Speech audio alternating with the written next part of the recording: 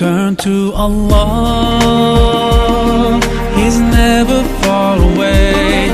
Put your trust in Him, raise your hands and pray. Ooh, ya Allah.